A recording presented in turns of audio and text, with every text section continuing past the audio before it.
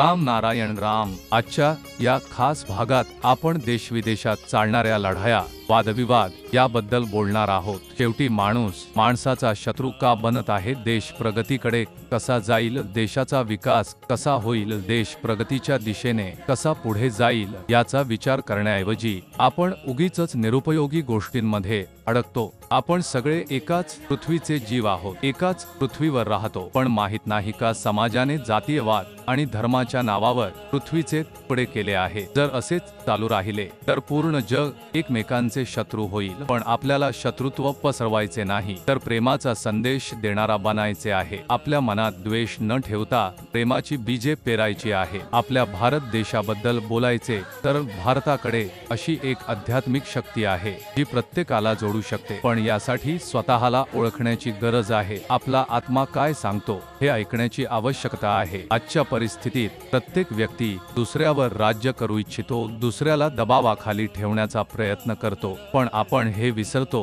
की आपण सगळे 5 तत्वांपासून बनलेले आहोत. आपल्याकडे समान हृदय आणि मेंदू आहे, पण आपण आपल्या विचारांना सकारात्मक ठेवतो की नकारात्मक हे आपल्यावर अवलंबून आहे. आपण दुसऱ्याचे भले करायचे ठरवतो की वाईट यावर आपले कर्म ठरते. जेव्हा माणूस लालसेत अडकतो तेव्हा त्याला समोरच्या व्यक्तीला किती वेदना होत आहेत हे दिसत नाही. जरा विचार करा, जर एखाद्या व्यक्तीने तुमच्यावर पूर्ण विश्वास ठेवला असेल आणि अचानक तुम्ही तुमच्या स्वार्थासाठी तो विश्वास तोडला तर त्या व्यक्तीवर काय परिणाम होईल? त्यामुळे आपल्या स्वार्थासाठी कधीच कोणाचे हृदय दुखवू नये, कोणाचाही विश्वासघात करू नये. आपली पृथ्वी ही तपाची भूमी आहे. विश्वास आपली ताकद आहे, संयम आपला शिस्तबद्धपणा आहे आणि प्रेम हा आपला आत्मविश्वास आहे. या गोष्टी मनात ठेवून पुढे चालत राहिलात तर तुमचा मार्ग आपोआप मिळेल.